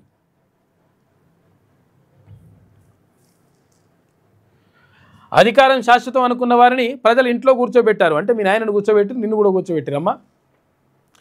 నేను ఎన్నో సమస్యలను కేసీఆర్ దృష్టికి తీసుకెళ్ళినా ఫలితం లేదు. ఇప్పుడు గుర్తుకొచ్చింది, 10 ఏళ్ళు అయినాక గుర్తుకొచ్చింది. 20 ఏళ్ళు బీఆర్ఎస్లో పనిచేసిన నన్ను అవమానకరంగా బయటకు పంపారు. మీ ఇదేంది ఇంటి పంచాయతమ్మా ఇది. కేసీఆర్ తండ్రిగా పిలిస్తే వెళ్తా, పో. తండ్రిగా పిలిచిన వెళ్ళవు, ఎట్లయినా పో. మీ నాయన రాజకీయంగా వెళ్ళే పరిస్థితి లేదు. నేను అవమానాన్ని తట్టుకోలేను. పాలిటిక్స్ పక్కాగా చేస్తా. ఆడబిడ్డలు రాజకీయం చేస్తే ఎట్లుంటో చూపిస్తా. హరీష్ బినామీ కంపెనీకి వరంగల్ సూపర్ స్పెషాలిటీ ఆసుపత్రి పనులు ఇచ్చిరట. 1100 కోట్ల నుంచి 1700 కోట్లకు అంచనా వ్యయం పెంచేసుకున్నారు. మీట్ ద ప్రెస్లో తెలంగాణ జాగృతి అధ్యక్షురాలు కవిత. ఇప్పుడు మొత్తం అధికారం పోయిన తర్వాత, మొత్తం అంతా కుప్పగూలిన తర్వాత ఇప్పుడు వచ్చి నేను చెప్పినా అని చెప్పేసి ఇప్పుడు చెప్తున్నది ఆమె. దేశాన్ని మత ప్రాతిపదికన విభజించడమే కాంగ్రెస్ అంటే ముస్లింలు, ముస్లింలు అంటే కాంగ్రెస్ అంటారా? రేవంత్ వ్యాఖ్యలపై రాజ్నాథ్ మందిపాటు. ఇక ఇది కాంగ్రెస్ సంస్కృతి అంటూ బీహార్ ఎన్నికల ప్రచారంలో మాట్లాడినట కేంద్ర మంత్రి రాజ్నాథ్ సింగ్.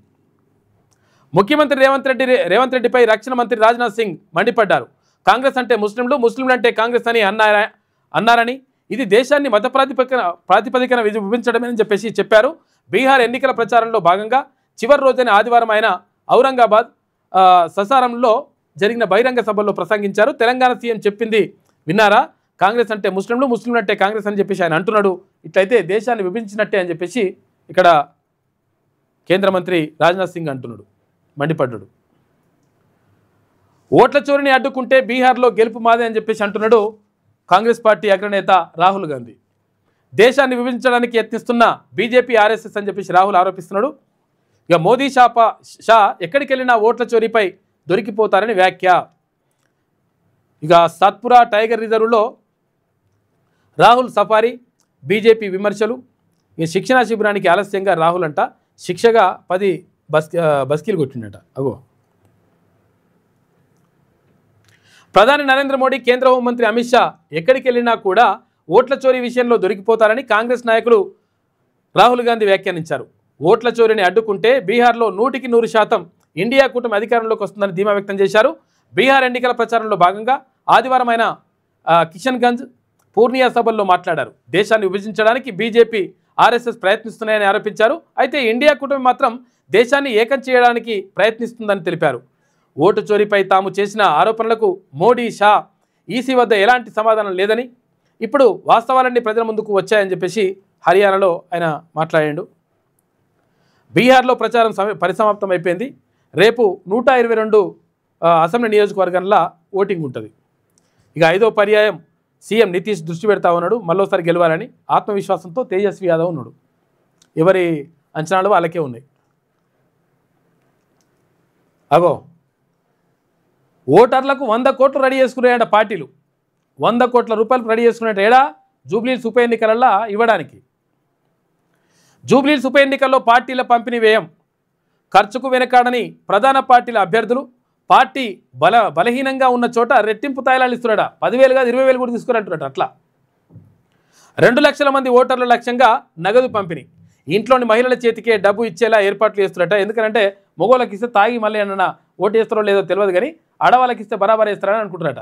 తీసుకొని రమ్మా, తీసుకొని కానీ ఎవరికి వేయాలను నిర్ణయించుకోండి, ఎందుకంటే చాలా ఇంపార్టెంట్ అది. తమకు డబ్బులు అందలేదంటూ కొందరి నిరీక్షణ. డబ్బు పంపిణీ చేస్తున్న నేతల వద్ద కూడా వెళ్ళి ఆరాధిస్తున్నట. ఇస్తున్నారా, ఏమవుతుంది, కథ ఏమవుతుంది, మరి మా కాలనీకి రాలేదు, మా బస్తీలో ఇట్లా కనీసం ఇక్కడ పంచలేదని చెప్పేసి అంటురట. కొన్ని చోట్ల అభ్యర్థి ఇచ్చిన డబ్బుతో కోత విధింపు, ఇచ్చిన అభ్యర్థి 10,000 ఇస్తే వీళ్ళు 5,000 ఇస్తురట. స్థానిక నాయకుల పనేనని అనుమానాలు వ్యక్తం చేస్తురట. 1,00,000 పట్టు చీరలు తెప్పించిన ఓ పార్టీ, అగో 1,00,000 పట్టు చీరలు తెప్పి ఇప్పటి వరకు 50,000 చీరలు పంపిణీ చేసినట్ట, ఇంకా 50,000 మిగిలి ఉన్నాయట. అటు అధికార కాంగ్రెస్, ఇటు విపక్ష బీఆర్ఎస్ రెండు ప్రతిష్టాత్మకంగా తీసుకున్న జూబ్లీహిల్స్ ఉప ఎన్నిక నువ్వా నేనా అన్నట్టుగా హోరాహోరీగా సాగుతోంది. దీంతో ఖర్చు పరంగాను ఇటు ఉప ఎన్నిక సరికొత్త రికార్డు సృష్టిస్తోంది. గతంలో ఎన్నడూ లేని విధంగా హైదరాబాద్ మహానగరంలో ఒక ఉప ఎన్నికకు ప్రధాన రాజకీయ పార్టీలు కేవలం ఓటర్లకు పంపిణీ చేసేందుకే 100 కోట్ల రూపాయలు ఖర్చు చేస్తున్నాయి. 1-2 సందర్భాల్లో మినహాయిస్తే హైదరాబాద్ మహానగర శివార్లో ఎన్నికల కోసం ఒక్క నియోజకవర్గంలోనే 100 కోట్ల రూపాయలు ఖర్చు చేసిన పరిస్థితి గతంలో ఎప్పుడు లేదు. కోర్ ఏరియాలోని 15 నియోజకవర్గాల్లో ఎన్నికల వ్యయం మరింత తక్కువగా ఉంటుంది. ఓట్లకు నోట్ల పంపిణీ కూడా పరిమితంగా జరుగుతుంది. కానీ ఈసారి జూబ్లీహిల్స్ ఉప ఎన్నికకు ప్రధాన పార్టీల అభ్యర్థులు పెడుతున్న ఖర్చు అంచనాలకు అందడం లేదంట. ప్రచారం మొదలైనప్పటి నుంచి ప్రస్తుతం జరుగుతున్నటువంటి ప్రచారం వరకు కథా కార్యక్రమం అంతా నడుస్తూ ఉంది. 100 కోట్లు దాటిపోతుందట. పోలింగ్ డే డ్రోన్ల నిఘా, రేపు డ్రోన్లు పెట్టి నిఘా ఏర్పాటు చేస్తారట. రాష్ట్రంలో తొలిసారిగా వాడకం. కాంగ్రెస్ పోలింగ్ కేంద్రాల్లో వెబ్కాస్టింగ్ అంట జిహెచ్ఎంసీ చెప్తా ఉంది. ఆఫీస్ నుంచి పరిశీలన ఎన్నికల అధికారి కర్ణన్ చెప్తా ఉన్నాడు. ఓటర్లకు నగదు పంపిణీ నేపథ్యంలో జూబ్లీహిల్స్లోని ఓ ప్రాంతంలో నెలకొన్న హడావిడి. ఇస్తారా, ఏమవుతుంది, ఏం కథ అని ఈ రోడ్డు మీకు వచ్చి లేవడరట పబ్లిక్.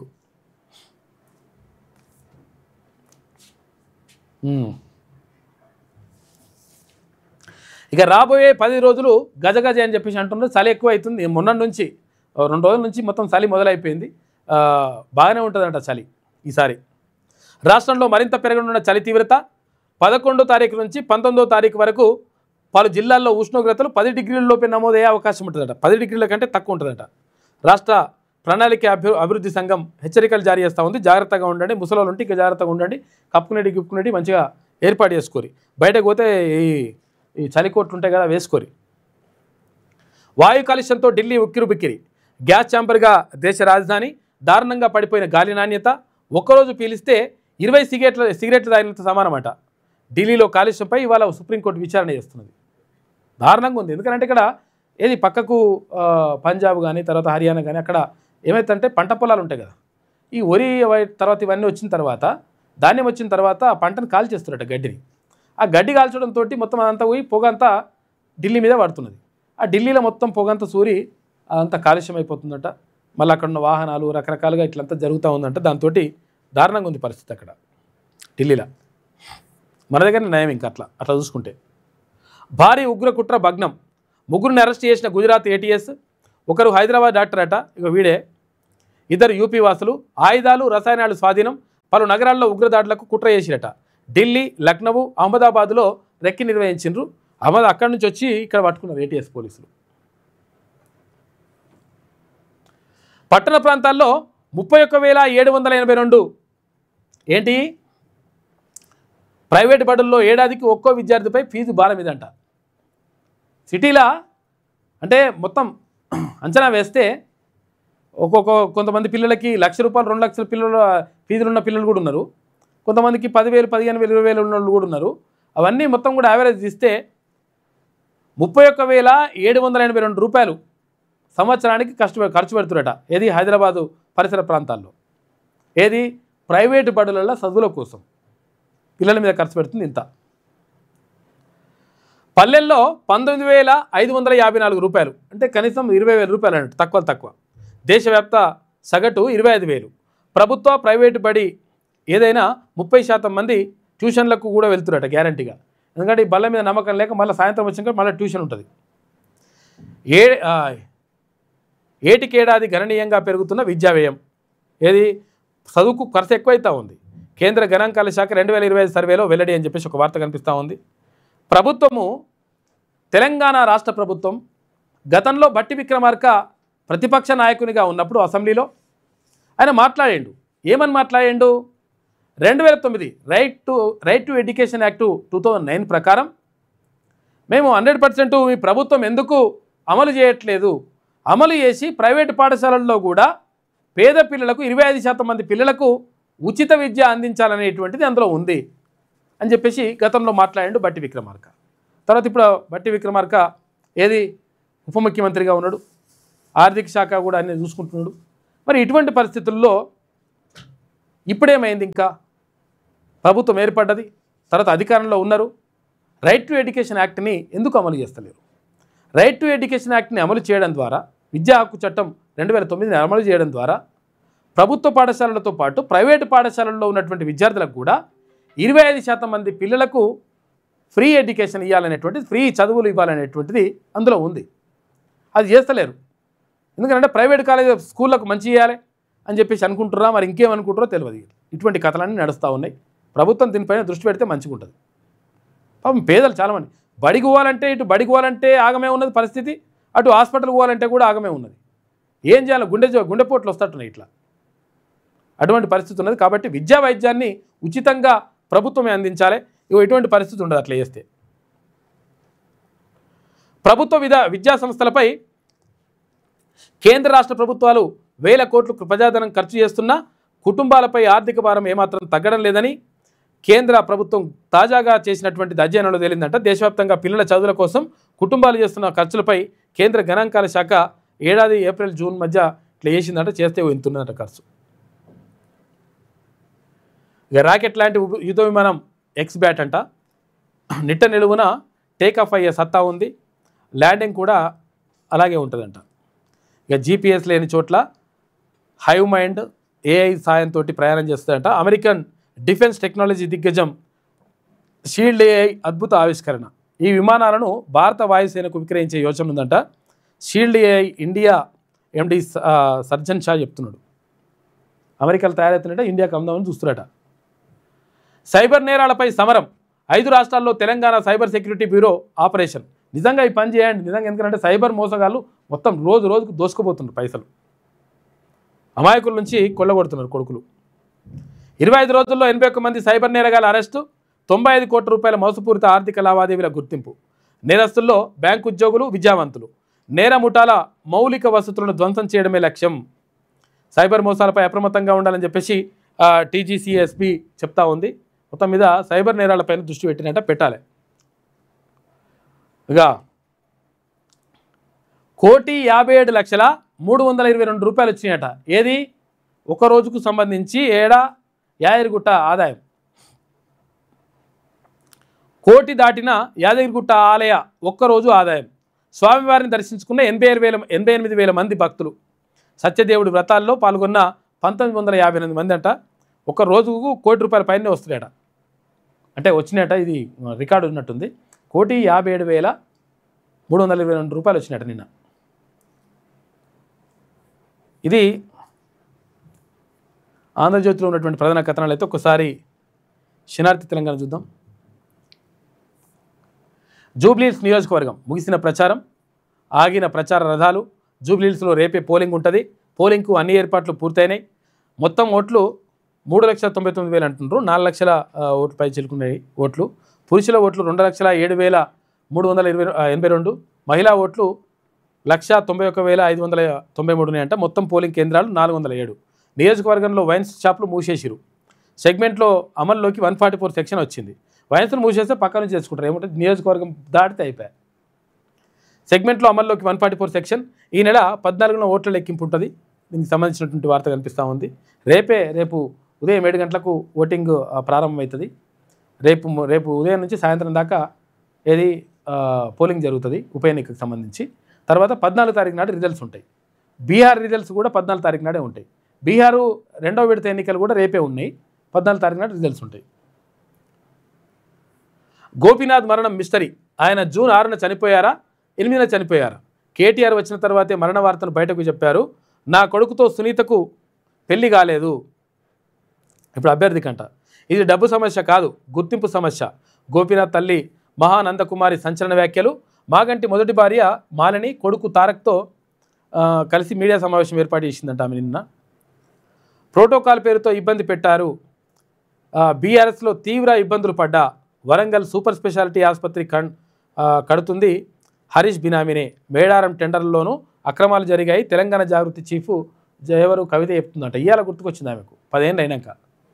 అన్నీ అయిపోయాక చెప్తున్నది. చచ్చిపోయాక అయ్యో చచ్చిపోయినాను అంటున్నాడు. తెలంగాణకు కేంద్రం మొండి చేయి, పంట నష్టంపై అంచనాకు ఆంధ్రాకు కేంద్ర బృందం. తెలంగాణలో ఆగస్టులో 10,000 కోట్లు, ఇటీవల తుఫాన్తో 5,000 కోట్ల రూపాయల నష్టం జరిగింది. కేంద్రానికి నివేదిక పంపిన రాష్ట్ర ప్రభుత్వం. ఇంతవరకు తెలంగాణకు రాని కేంద్ర బృందం అంట. అక్కడ ఏపీకి అయితే పంపిరు, అక్కడ పంట నష్టం జరిగింది, ఎట్లా నష్టం జరిగింది, తర్వాత వర్షాలు వచ్చినాయా ఏమైందని చెప్పేసి ఏపీకి పంపిరంట, కానీ తెలంగాణకు మాత్రం పంపిస్తలేరు. మరి ఇదేందో కథ. దీనిపైన అడగండి కేంద్ర మంత్రులు కానీ, ఇక్కడ ఉన్నటువంటి ఎంపీలు కానీ, దీనిపైన అడగండి ప్రభుత్వాన్ని, కేంద్ర ప్రభుత్వాన్ని. మంత్రుల నుండి ఏం లాభం మరిగా? రాష్ట్రానికి రావాల్సినటువంటి తెప్పించుకోవాలి కదా. మీ పార్టీలు కొట్లాడుకోరు మీరు, ప్రాబ్లం ఏం లేదు. కానీ రైతులకు రావాల్సినటువంటి ఏదైతే పరిహారం ఉంటుందో దానికి సంబంధించి కొట్లాడకపోతే ఎట్లా? మరి ఏపీ ఓడేమో తీసుకొని పోబట్టే వాళ్ళు ఓట్లు కూడా వేయలేదు నిజంగా డైరెక్ట్గా బీజేపీకి.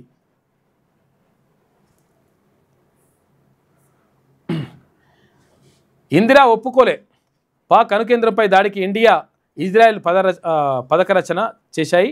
ఇందిరా అంగీకరించకపోవడం వల్లే దాడి జరగలేదు. ఒప్పుకుంటే అనేక సమస్యలు పరిష్కారం అయ్యేవని చెప్పేసి సిఐఏ మాజీ ఆఫీసర్ రిచర్డ్ బార్లో సంచలన కామెంట్ చేసినట. అప్పుడు ఒప్పుకుంటే ఇవన్నీ కూడా ఉండకపోతుండని. ఏందో ఇక టీఆర్పీలోకి చేరికల జోష్. కాంగ్రెస్, బీజేపీ, బీఆర్ఎస్ల నుంచి భారీగా జాయినింగ్స్ అవుతున్నారు తెలంగాణ రాజ్యాధికార పార్టీలోకి. కాటారం సబ్ డివిజన్ నుంచి పెద్ద మొత్తంలో చేరికలు. పార్టీ కండువా కప్పి టీఆర్పీలోకి ఆహ్వానించిన రవి పటేల్ అని చెప్పేసి ఇక్కడ భూపాలపల్లిలో ఉన్నట్టుంది. భారీగా చేరికలు జరుగుతూ ఉన్నాయి. టీఆర్పీ బలోపేతమే లక్ష్యం. సబ్బండ బీసీ కులాల హక్కుల కోసం పనిచేస్తాం. పార్టీ మంచిర్యాల జిల్లా అధ్యక్షుడు మహేష్ వర్మ. కన్నెపల్లి, తాండూరు మండలాల్లో టీఆర్పీ నేతల పర్యటన. ఇక టీఆర్పీలో చేరిన విద్యావేత్త బుద్ధార్థి స్వామి కండువా కప్పి పార్టీలోకి ఆహ్వానించిన మహేష్ వర్మ అని చెప్పేసి ఇక్కడ వార్త కనిపిస్తూ ఉంది. మొత్తం మీద బాగా చేరికలు అయితే జరుగుతూ ఉన్నాయి తెలంగాణ రాజ్యాధికార పార్టీలోకి.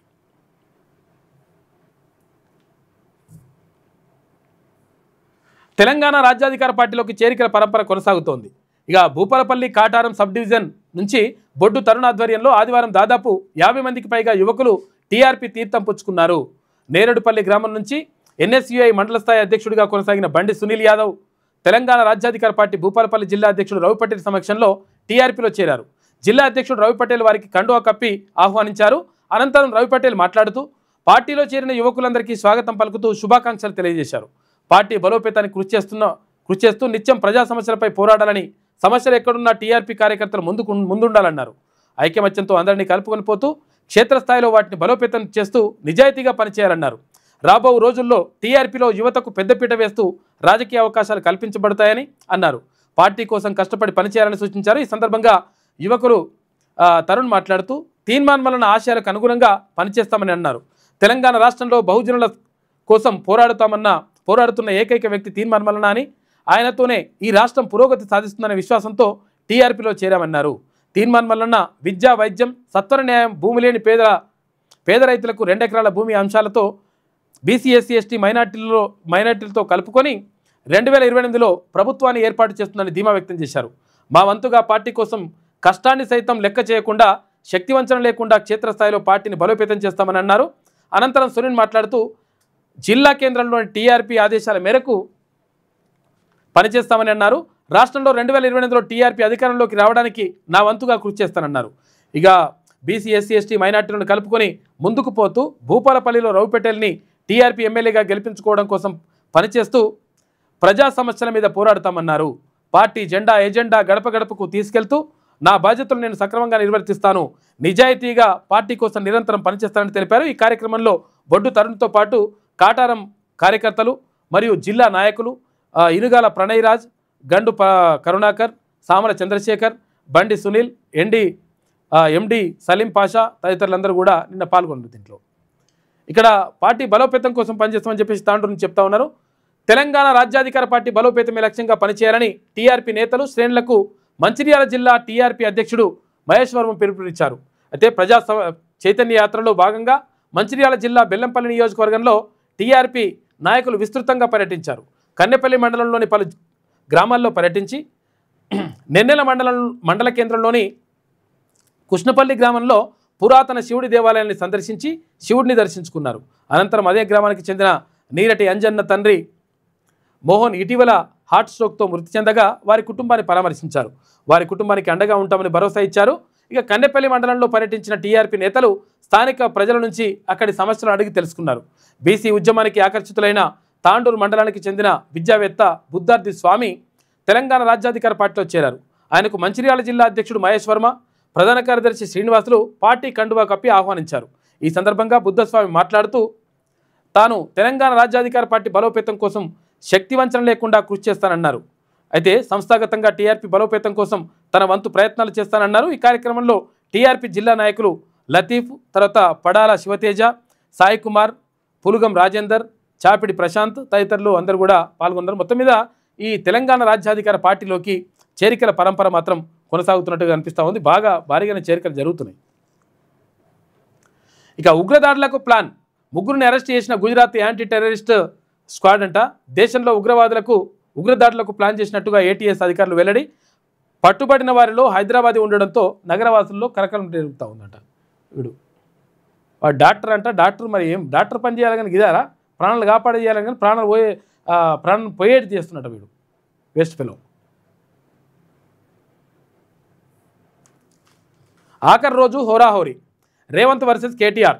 యూసుఫ్గూడలో కేటీఆర్ విస్తృత ప్రచారం, ఎల్ఎన్ నగర్లో రోడ్ షో, పబ్లిక్ నాకట్టుకునే ప్రయత్నం. చివరి రోజు రేవంత్ మీట్ ది ప్రెస్, ప్రజలకు తమ పాలన గురించి వివరించే ప్రయత్నం. మరో 10 ఏళ్ళు కాంగ్రెసే పవర్లో ఉంటుందని చెప్పేసి ధీమా వ్యక్తం చేసిండు ముఖ్యమంత్రి. సహజ మరణం తర్వాత అవయవ దానం, దేశంలోనే తొలిసారిగా అవయవాల సేకరణ. ఢిల్లీ మణిపాల్ ఆసుపత్రి వైద్యుల ఘనత. భారత వైద్య చరిత్రలో కొత్త అధ్యాయం అంట. సహజ మరణం చెందినా కానీ తీసుకొని అవి పనిచేస్తున్నాయంట. బీహార్ ఎన్నికల ప్రచారం సమాప్తం. క్యాంపెయినింగ్ నిర్వహించిన బీజేపీ అగ్రనేతలు, ప్రచారంలో దూసుకెళ్లిన కాంగ్రెస్ కూటమి నేతలు. ఇక రెండో విడత 122 అసెంబ్లీ స్థానాలకు పోలింగ్. 14వ తేదీన వెలువడనున్న ఎన్నికల ఫలితాలు దేశ భవిష్యత్తుకు రాజకీయాలపై రిజల్ట్స్ ప్రభావం ఉంటుందని చెప్పేసి అంటా ఉన్నారు నాయకులు. ఇక ఓట్ల చోరీ కప్పిపుచ్చుకునేందుకే సరని చెప్పేసి అక్కడ రాహుల్ గాంధీ అంటున్నాడు.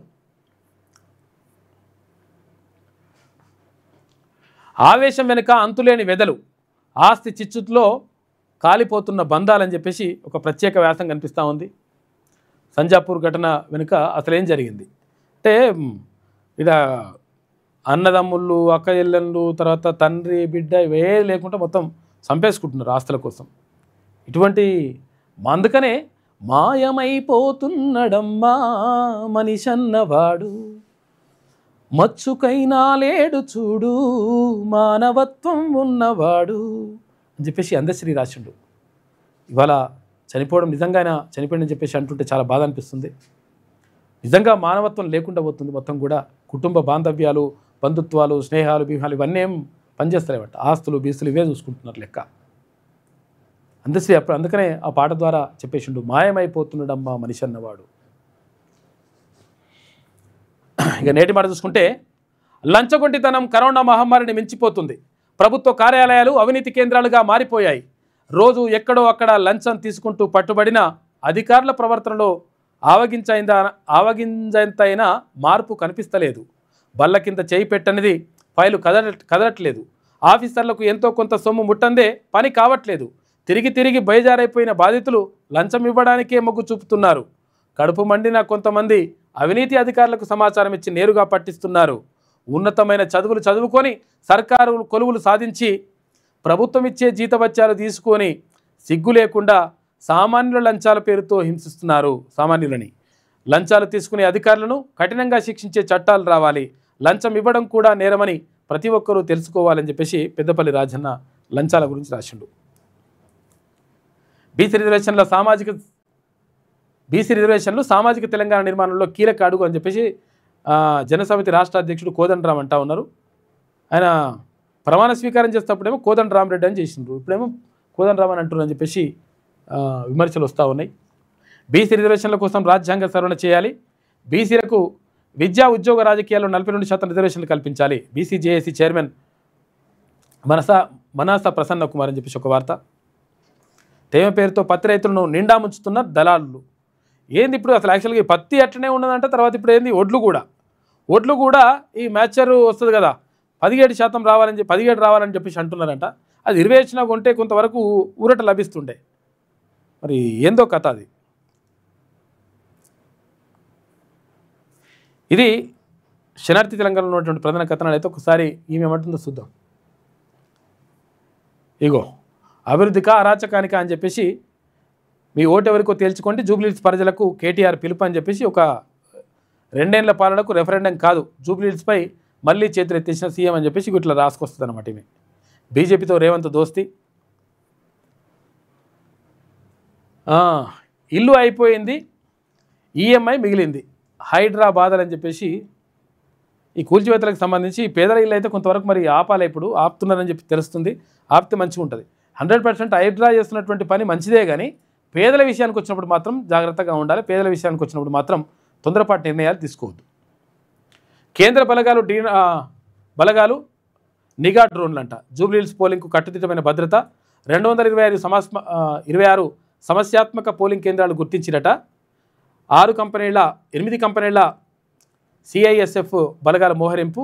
బూతులకు 3 అంచెల భద్రత, 3000 మంది సిబ్బంది అంట. బీఆర్ఎస్ వినతితోనే జూబ్లీహిల్స్పై ఈసీ నిఘా పెట్టిందని ఒక వార్త వేసింది. ఓటమి భయం, ఓట్ల బేరం. జూబ్లీహిల్స్లో కాంగ్రెస్ ప్రలోభాల పర్వం. బడా నేతలు బస్తీ రౌడీలు ఓట్ల తిప్పాలని చెప్పేసి ఇట్లా రాసుకొచ్చింది. ఈ పంచటోళ్ళు ఇద్దరు వంచుతున్నాడు, మళ్ళీ అందరు వంచుతూనే ఉన్నారు పంచటోళ్ళు. మళ్ళీ ఇప్పుడు రాసుకొచ్చింది వీళ్ళే ఇస్తున్నారని. పంచురు ఏం కాదు. ఇందిరమ్మ ఇండ్లు అసౌకర్యానికి నకళ్ళు. వివిధ కారణాలతో ఆగిన 1,00,000 ఇండ్లు అంట. నిర్మాణంలో ఉన్నాయి 2 లక్షలు. ప్రచార ఆర్భాటమే తప్ప ఆచరణలో ఫలితం లేదని చెప్పేసి ఇట్లా రాసుకొచ్చింది. వర్షాలకు దెబ్బతిన్న పంట, రైతు ఆత్మహత్య. మొంత తుఫాన్తో మునిగిన పొలం, పెట్టుబడి తిరిగి రాదేమో అని చెప్పేసి ఆందోళన. పురుగుల మందు తాగి బలవన్మరణం. కరీంనగర్ జిల్లా నాగంపేటలో విషాదం, పాపం దారుణం. మిగిలిన బాకీ ఎప్పుడు ఇస్తారు? జూబ్లీహిల్స్లో కాంగ్రెస్ నోట్ల పంపిణీ బూమరాంగ్ అని చెప్పేసి 6 గ్యారెంటీల బాకీ కింద జమ చేసుకున్నామని చెప్పేసి ఓటర్లు చెప్తున్నాను. ఇట్లా వేసుకొస్తుంది వార్త. మొత్తం ఆ వార్తనే వేసుకొచ్చింది చూడు. కేటీ రామారావు వార్తనే వేసుకొచ్చింది అంతా ఆయనదే. మొత్తం మీద ప్రజాకవి, ప్రజా గొంతుక, తర్వాత ప్రజా వాగ్గేయకారుడు కవి అందశ్రీ ఇక లేరనేటువంటి వార్త నిజంగా బాధిస్తూ ఉంది. నిజంగా ఎందుకనంటే తెలంగాణ కోసం, తెలంగాణ జనం కోసం ప్రజలు పడుతున్నటువంటి బాధలను తన పాటల ద్వారా, గేయాల ద్వారా ప్రపంచానికి చాటినటువంటి గొప్ప మహనీయుడు అందశ్రీ. నిజంగా చెప్పాలంటే ఈ కాలంలో అటువంటి ధిక్కార స్వరాన్ని వినిపించి 100% ప్రజల పక్షాన్ని నిలిచినటువంటి ఆ కలం మూగపోవడం, ఆ కలం ఆగిపోవడం నిజంగా బాధగా ఉంది. అందశ్రీకి క్యూన్యూస్ శ్రద్ధాంజలి ఘటిస్తూ ఉంది, నివాళులు అర్పిస్తూ ఉంది.